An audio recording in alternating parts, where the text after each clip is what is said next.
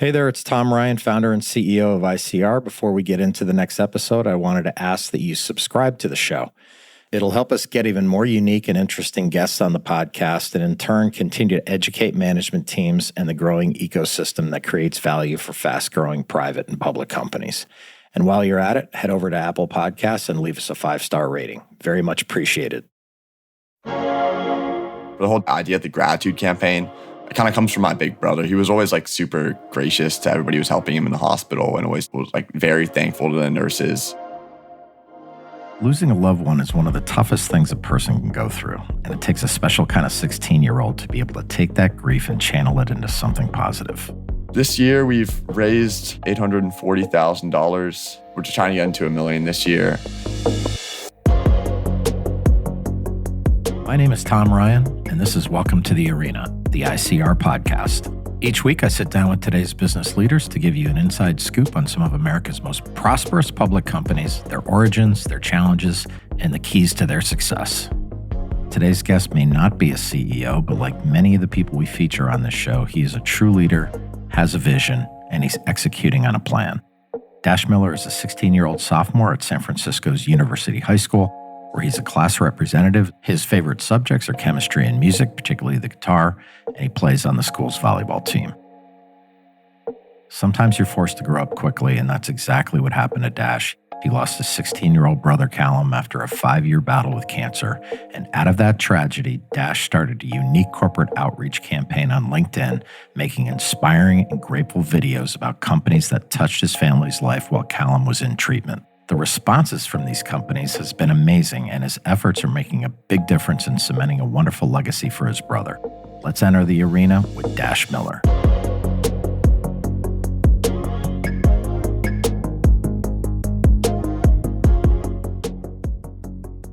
Maybe just tell me the story about your brother and how you got into the whole volunteering and certainly your strategy with LinkedIn. So in 2017, my big brother was diagnosed with primary CNS lymphoma. He sadly passed away in 2022. And so in these last few years, my family, we've really been trying to find ways to make my brother's life matter. And we started, actually, when he was alive, we did Children's Brain Tumor Foundation plays with him, which raised money. And then we went on to, I started doing stuff at UCSF. And then we're going with LLS right now, Leukemia Lymphoma Society. Well, I mean, you know what? I can't imagine what your family has been through, but out of a tragedy like that, you're making a lot of good come from it. Maybe tell me about your life in high school. Tell me what you do at UCSF. At UCSF, currently I'm on the Youth Advisory Council, which is a board of patients and siblings to cancer patients who we give feedback to resident panels who come present to us. And we also run the patient prom, which is where patients can come down to the lobby and we have a big prom set up for them and with music and dancing and games. And we run that every year. It's a blast. It's something I really like doing there. So. And you like chemistry and guitar. Is there any overlap between those two? Not really. I just started playing a guitar last year and I liked it a lot, an electric guitar. And then, chemistry. My mom has a degree in chemistry, so I don't know. I guess it kind of runs in the family. I'm pretty good at it. Yeah, she's smart and a lot smarter than me. Me too. So you know a bunch of chords? Like, who's your favorite band? What do you play? What I want to be able to play is the Smiths. Yeah. But any song with power chords, it's kind of easy to strum out. It sounds good. So Nirvana, that kind of stuff. Just crank up the amp and do it. I took guitar lessons as a kid and I gave it up because I had no patience and I regretted it for the rest of my life. So I hope you hang with it. Anyway, back to the more important matter. Maybe tell us about your work with Leukemia and Lymphoma Society specifically. So they run this program called Student Visionary of the Year, which my mom told me about. It's a 7-week fundraising program in which you try to raise as much money as you can for cancer research. Yep. And that's kind of where the fundraising campaign kind of took off. And that's where we started the corporate outreach and that whole program. So we're doing more with them now. Even after that program, I'm kind of just staying as an ambassador for them now, just reaching out your companies kind of piecemeal, randomly, I guess. And your brother Axel's involved with you? Yeah, Axel, he helps in the videos. He helps write the scripts. How old is he? He's 12. Is he annoying or great or both? Both. Sometimes he's great. Sometimes he's annoying. Hey, I have 3 kids that are close together and they love each other, but and sometimes you get on each other's nerves, right? Yeah. Talk about the gratitude campaign. How did you get the idea for that? Because the more I looked into it, I thought it was like a very unique way to go about raising awareness and money, because some of the companies that you picked, you wouldn't automatically think like, hey, this is a company that really helped during my brother's treatment. How'd you get the idea to kind of do it on LinkedIn, and how'd you get the idea in general? We started on LinkedIn because LinkedIn is it's honestly the best platform if you're trying to get a serious message across. It's kind of like, Instagram and TikTok minus like the trolls and Yep. and it's all the bad stuff. It's just kind of serious people who just want to help or do what they can. Yeah. And for the whole idea of the gratitude campaign, it kind of comes from my big brother. He was always like super gracious to everybody who was helping him in the hospital, and always was like very thankful to the nurses. And what kind of gave me the idea of this kind of whole corporate outreach campaign was when my brother, he was receiving these blood safe platelets from this company called Cirrus. They're Intercept platelets. And my mom took a picture when he was getting infused with platelets. And she knew the CEO, Obi Greenman, because she worked for him a while ago. And she sent him the picture of my brother getting infused with the platelets. And then Obi really liked it. And he invited my brother out to speak at a keynote. Wow. Yeah, for their all hands meeting. And my brother he was like 12, but he did it like amazing. And there wasn't a dry eye in the audience. Like all the scientists and researchers were all directly impacted because they never get to see kind of their impact firsthand. Yeah. And I think getting to see a patient was really powerful for them. So that's kind of when I learned how powerful his story is. And that's what I've been using today. That's awesome, man. If I was 12 years old, I would be absolutely terrified to get up in front of even 5 people. And the fact that he brought the house down is obviously a testament to him and his personality and leadership, but just like pure guts, right? Completely. To be able to do that is amazing. And, I'm sure everybody in that room left completely inspired. It's inspiring just hearing that story. So you mentioned Cirrus, that company. What other companies did you target and why? Well, LinkedIn for networking, and also they helped find one of my brother's treatments. Yep. Nestlé, they provide this formula called Boost, which fed my brother. Cigna, just because they took good care of us in the hospital, they never declined anything. Yeah. And Hasbro, they made ways to connect with my brother, like Dungeons and Dragons, which like when he wasn't able-bodied were just huge for our relationship. Yeah. And then what was like the most challenging thing about the project? Brainstorming companies to find, probably, because there's a lot of companies that are already giving to Leukemia and Lymphoma Society. Yep. And you can't like start an existing donation contract when they already have one. And then also in early video production days, we try to use some AI tools, and like we use AI eye contact, and my stepdad just put it on like right before he posted it. Yeah. I didn't notice. And then we posted it and it was like, my head was moving, but my eyes weren't. So I was like an alien I was like, who is looking at me? And it was me. I was like, that's so funny. Yeah, it's definitely a blast. So trying to get my dog to act was really hard. Yeah. She's very cute, but she's camera shy. That's cool though. So, look, through this whole experience, you must have learned a lot about companies and CEOs and raising visibility. You're for a 16-year-old, you're mature beyond your years, and having done this, I think really clarifies how the world works. And, talk about some of the things you learned along the way. With the whole project, I learned I had to look at bigger time horizons, because originally with LS, the fundraising program, the entire program is 7 weeks, and we wanted to do corporate outreach, and companies kind of move slowly, especially with donation, getting all monetary contracts and stuff. So I kind of learned how to, look at the bigger picture for things. And we asked LLS and they gave us a different timeline kind of outside the program.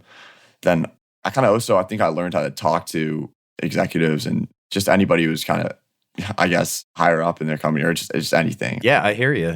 When you're 16 years old, you're kind of insecure, and, having the confidence to talk to somebody who's like the CEO of a huge business is very intimidating. Congrats to be able to do that. That's going to serve you really well in your life.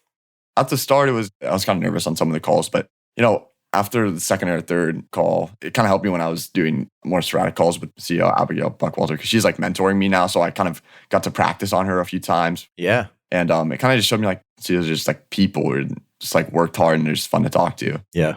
And by the way, everybody wants to hear your story and everyone's supportive, so that helps too going into it. But, I'm proud of you that you're able to kind of step up and do that kind of stuff.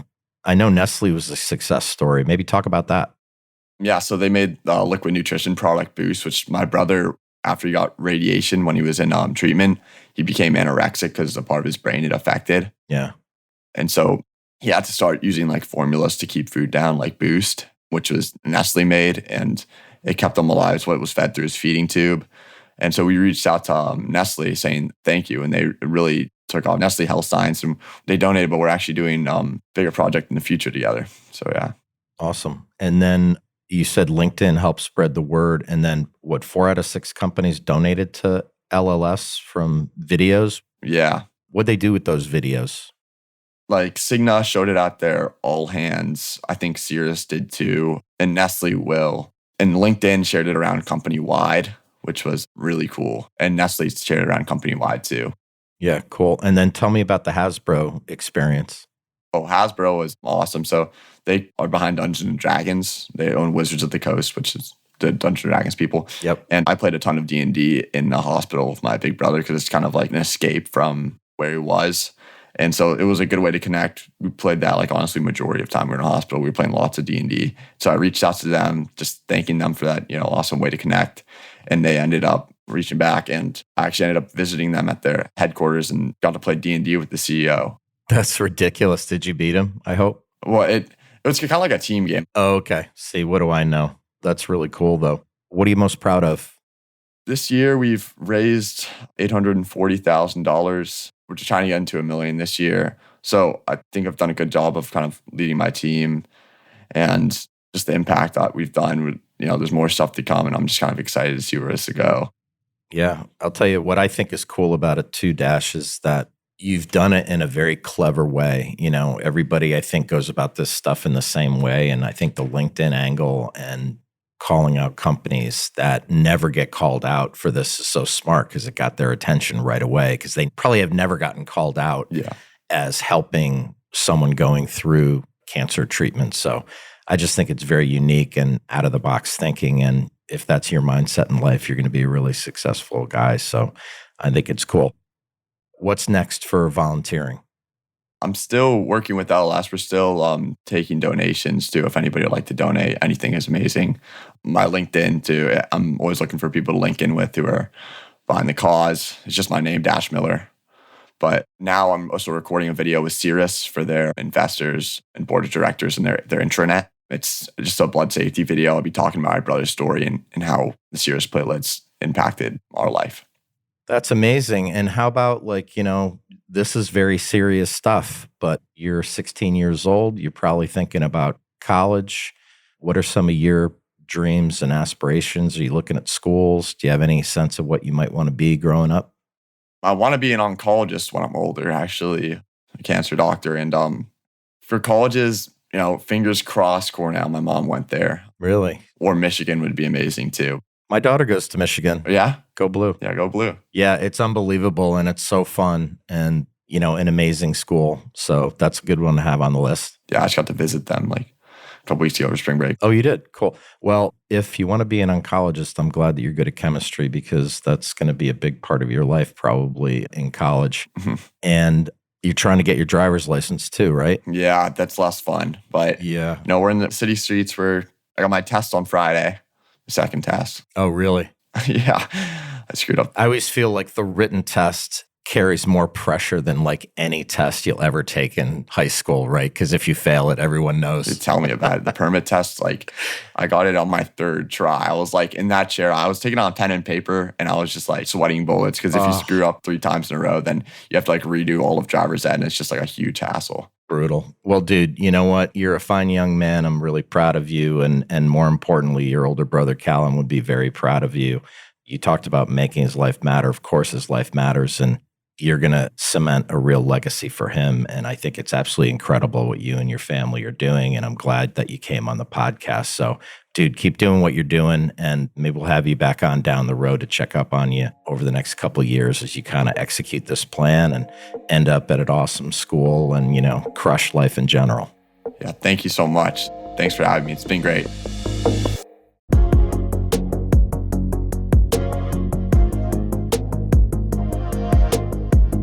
That was Dash Miller, an incredible young man sharing his incredible story with us. And if you'd like to donate to his campaign, we'll include a link to it in the show's notes. If you found this episode insightful, please subscribe to the show on your podcast app and throw us a 5-star rating. It'll really help us grow the show, get more interesting voices on the podcast. We appreciate it. I'm Tom Ryan. We'll see you next time back in the arena. References to specific stocks are not intended to be recommendations for specific trading behavior. Comments presented on this podcast are intended for informational and educational purposes only, and do not represent opinions or recommendations on whether to buy, sell, or hold shares of a particular stock. All investors are advised to conduct their own independent research into individual stocks before making a trading decision. In addition, investors are advised that past stock performance is no guarantee of future price performance.